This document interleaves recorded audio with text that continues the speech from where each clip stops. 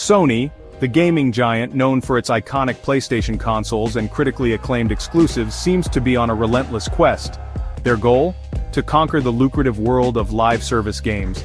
These games, designed to keep players engaged and spending over long periods, have become the holy grail for many publishers.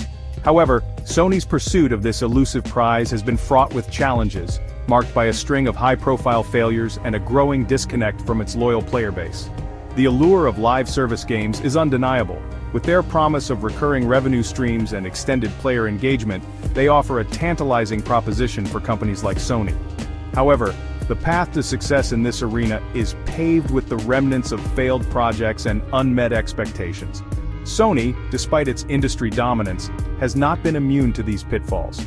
Will the company learn from its mistakes and find a way to balance its pursuit of profits with its commitment to delivering high-quality, player-centric experiences? The financial implications of Sony's live service misadventures are substantial. Conquered, a multiplayer shooter that was supposed to be a flagship title, was quietly cancelled after years of development and millions of dollars invested. Kill the Justice League, another high-profile live service game, suffered a similar fate. Despite its promising premise and association with the beloved Batman Arkham series, the game was met with lukewarm reviews and lackluster player reception. These financial setbacks highlight a fundamental disconnect between Sony's corporate strategy and the desires of its player base. While the company seems fixated on chasing the live service gold rush, many gamers are growing increasingly weary of this trend. The financial fallout from these failed projects extends beyond the immediate losses. The millions poured into Conquered and Kill the Justice League could have funded the development of several smaller, more focused games, potentially yielding both critical and commercial success. Amidst the wreckage of Sony's live service ambitions, there is a glimmer of hope. Helldivers 2, a cooperative shooter that embraces the core tenets of fun and engaging gameplay, has emerged as a rare success story.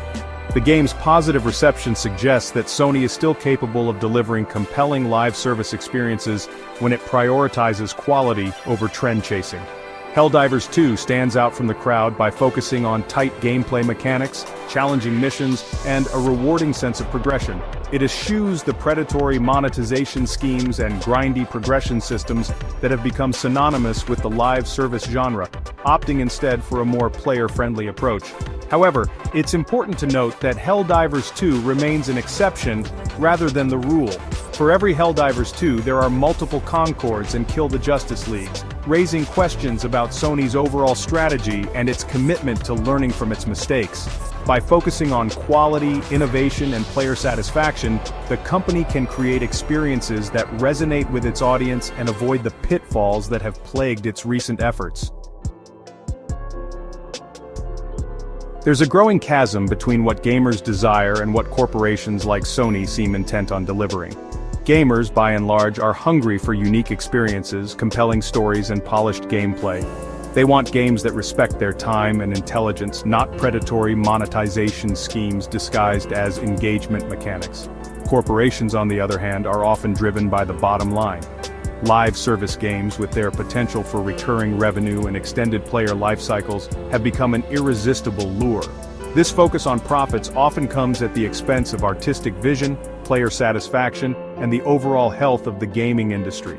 Single-player, narrative-driven experiences, once the bread and butter of the industry, are becoming increasingly rare. In their place, we see a deluge of live service titles vying for players' time and wallets, often with little to differentiate themselves beyond their cosmetic microtransactions and repetitive gameplay loops. Gamers become disillusioned, developers become disheartened, and the industry as a whole suffers. The enduring popularity of games like Ghost of Tsushima and The Witcher 3, Wild Hunt speaks volumes about the power of quality. These games, despite not being live service titles, have captivated millions of players worldwide with their immersive worlds, compelling narratives, and polished gameplay. Ghost of Tsushima, developed by Sucker Punch Productions, transports players to feudal Japan, immersing them in a world of samurai honor, breathtaking landscapes, and visceral combat. The game's focus on story, exploration, and player choice has resonated deeply with audiences, solidifying its status as a modern classic.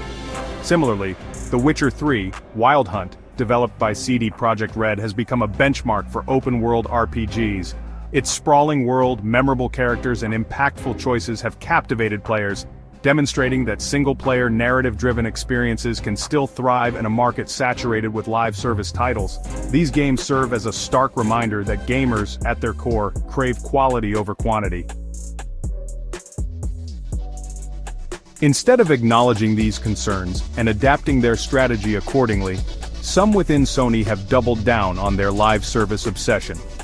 Herman Hulst, head of PlayStation Studios, recently defended the company's focus on this trend, arguing that it's not a departure from their commitment to delivering high-quality single-player experiences.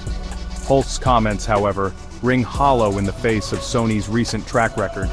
The company's actions speak louder than words, and its persistent pursuit of live service games, often at the expense of its single-player offerings, suggests a disconnect between its public statements and its internal priorities.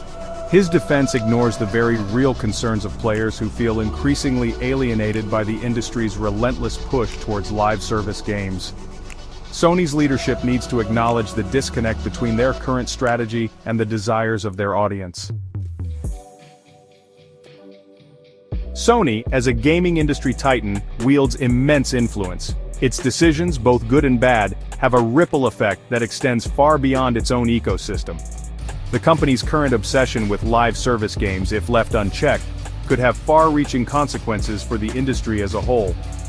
As other publishers witness Sony's aggressive push into the live service market, they may be tempted to follow suit, shifting resources away from single-player or smaller-scale projects to chase the same elusive profits. This could lead to a homogenization of the gaming landscape, where innovation and creativity are sacrificed at the altar of recurring revenue streams.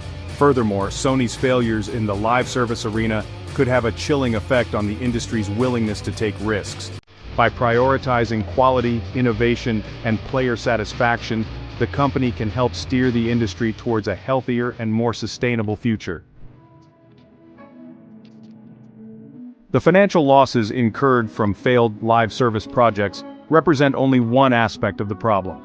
The true cost of Sony's obsession with this trend is much greater when considering the opportunity cost. The resources squandered on these unsuccessful ventures could have been invested in nurturing new talent, fostering innovative ideas, and creating experiences that truly push the boundaries of interactive entertainment. Imagine the groundbreaking games that could have been developed with the millions poured into Concord and Kill the Justice League. Instead, these resources were wasted on projects that ultimately failed to resonate with audiences, leaving behind a trail of missed opportunities and unrealized potential. This relentless pursuit of live service profits stifles creativity and discourages risk-taking. Sony needs to recognize that its pursuit of short-term profits comes at a significant long-term cost. The path forward for Sony is clear. Listen to the gamers, acknowledge their concerns. Recognize that the pursuit of live service profits should not come at the expense of quality, innovation, and player satisfaction. The gaming industry is at a crossroads, and Sony, with its influence and resources, has the opportunity to lead the way towards a brighter future. Embrace the diversity of gaming experiences. Invest in single-player narratives, innovative indie titles, and experimental projects that push the boundaries of interactive entertainment. Most importantly, remember that gamers are not just consumers, they are passionate fans who invest their time, money, and emotions into the games they love. By fostering a genuine connection with your audience, you can rebuild trust, reignite passion, and ensure the long-term success of the PlayStation brand.